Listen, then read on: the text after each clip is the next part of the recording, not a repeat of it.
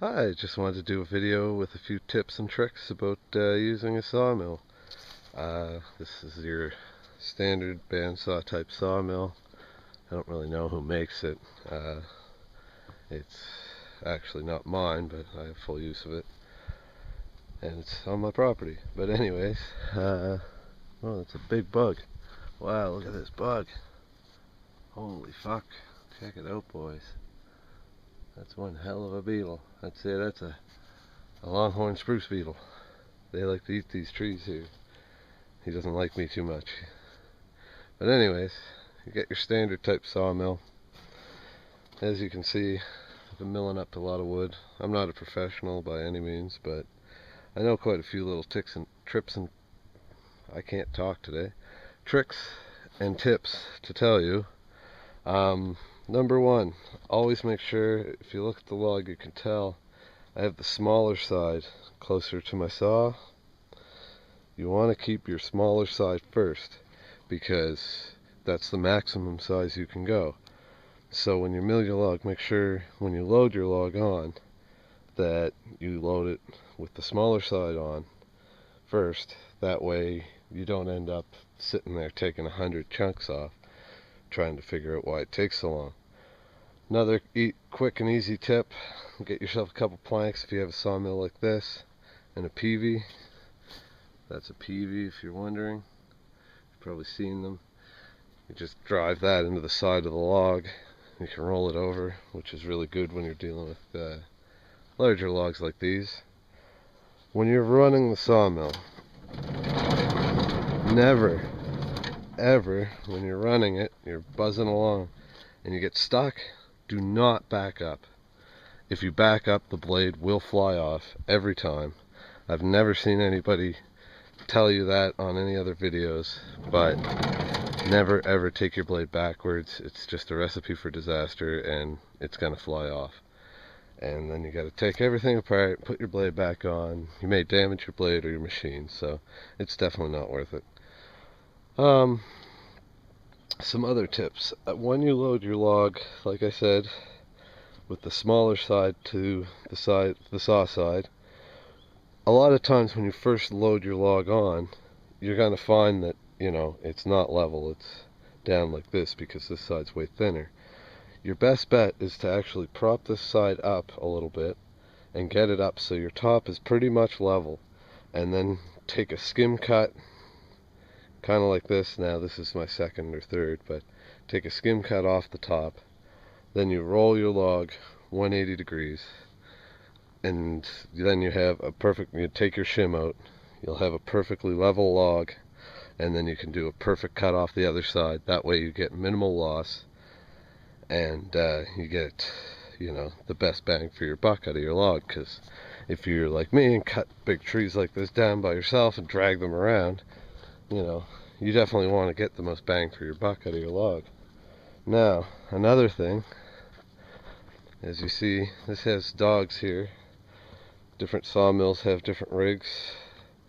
What I do for my third cut, which is something else nobody ever showed me, is I turn my log that way, or maybe even completely flip it over, and bring up this side so I turn the dogs around and bring them up high so that I can square the log against the dogs and get an actually perfectly square log every time. Very quick, easy way to do it. I've checked it with a level every time I've done it.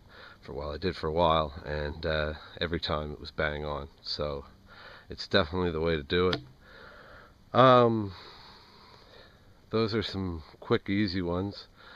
Now again, there's other things that, like, you might have curved logs that are kind of curved like that. I don't know if it's better to have it like that or upside down, like that.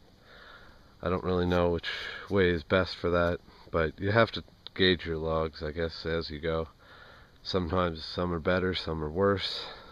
Some logs just go wonky. I had this log here I cut a couple weeks ago. It's all split.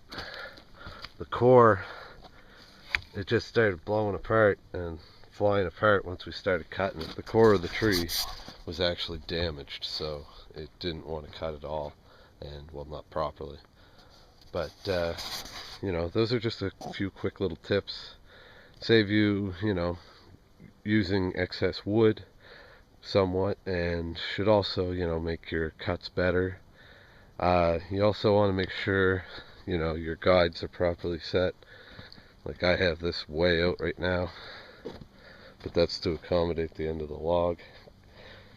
You got to make sure you keep your guides properly adjusted and close as you can to the board so you don't get whoops and bends and whatnot. Make sure you have a good water feed. I have mine shut off. I just have a simple little gravity loop here, but just pull that down and that'll drip. You want pretty much a constant drip, not pouring on it, but you know, almost steady drip. And one other tip I just figured out: if you're like me, you cut down the trees, you know, you might get a lot of sap on you, especially like this tree here that I'm moving around. The butts of it, I just cut it the other day. It's a little fresh, so it's very green and very sappy. So I got sap all over myself, and I had sap on my arm here. Now it's pretty much gone. Actually, it's gone except for on my shirt. What I used, I tried dish soap, I tried Windex.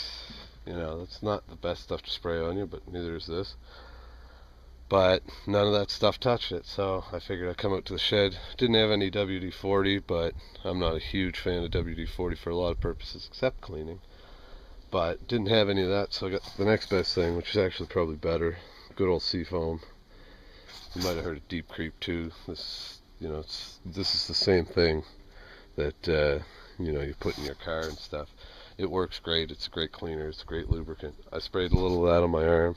My whole arm was just covered in sap and sticky, and just a little of that on my arm, wiped it off, and the sap came off like nothing. So, you know, quick, easy way to get some sap off you, which can be a real pain in the ass sometimes. And anyways, hopefully that'll keep you from milling your arm off, and keep you from being frustrated, and make it a lot easier for you to use your sawmill, and you know, make it productive. It's a lot of work, especially if it's a manual mill like this, and you know, you're moving the logs yourself. If they're old or fresher logs and they're heavy or hardwood, you know, you got to take a lot of care when you move stuff around, especially if you're working by yourself, because right now I am, and I got to be careful, because if you know, I slip, big log like that comes rolling over, that'll snap my leg like a twig. So got to make sure you know what you're doing, or at least, you know, pay attention so you don't break your antlers off or something, right? You know, nobody wants to trip to the hospital, especially when you're all by yourself, because that makes it all that much harder. So anyways, like I said, keep safe, but you know, it's fun to mill. I like milling. I really, you know, I'm just started out doing it recently, but I definitely recommend it to anybody who wants to, you know, well, has the resources like us. You know, we live in the woods here. We got tons of trees. We got 10 acres of trees. So we have more than enough wood, so it makes it well worth it. Or maybe you have supply logs, whatever. One of these little mills, you can actually build one fairly easily. I've seen a lot of videos on that on YouTube. This one obviously isn't. This is pre-made, but I've seen, you know, some good ones on YouTube that are homemade, and you know, if that's your thing, build one. I just don't have the resources to do that, but this one came along, so it's perfect. And also, it's also good, something else I forgot to mention, a good tip, is to make sure you have a bit of a production yard set up in mind. Like even this, it's a little tight quarters here. We bring in our logs here, right in here, and then we can load them up onto the mill them up, and then we take the finished boards, put them up over here, and then all the slab wood goes back into the dinosaur back there, and I cut the edges, cut it all up, and then throw it in the back, and then that way you don't have a cluttered yard, and you're not tripping over everything trying to get around, because that can be a real pain in the ass, and that can cause accidents, and that's not a good thing when you're dealing with saws and big heavy logs. And anyways, I think that's all the tips I have, except for get one of these things, something like that again too, if you're moving around logs by yourself, and you don't, I do have a tractor, I have two of them, but sometimes you still have to, you can't always get your tractor where you need to go, and something like that is just the best thing really. You know, you can load a huge log on that. We had that log when it was twice as long, 16 feet long, 18 inches round, and we had it loaded on that, and we moved it from over behind me to over here, and without it we would have had to drag it and push it and grunt and groan, and it would have been quite a job for a couple people, but for two people we moved that pretty easy. Just a simple little swivel cart like that. A lot of people call them welder's carts, because that's what they're usually used for, like moving angle iron, big steel beams and whatnot. But anyways, hope you enjoyed the video. Hope you have a few tips and tricks after this that you can use yourself and increase production. Remember, always keep your dogs at a low level.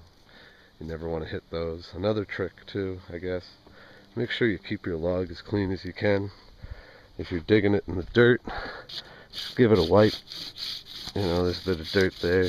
Try to get as much as you can off. It'll save your blade and save you money. And especially if there's a little rock in there, you hit a little rock, your blade might kill your blade instantly. So it's definitely well worth it just to give it a quick brush. I carry a broom. I also make sure to keep your tracks clean, which I need to do because I just finished cutting here. You don't want your tracks to get much more dust in them than that, because then they'll clog up your rollers, and then it's hard to push your machine, and that's just not good. Anyways, now I think this is enough. Hopefully you enjoyed this video, and don't cut your arm off.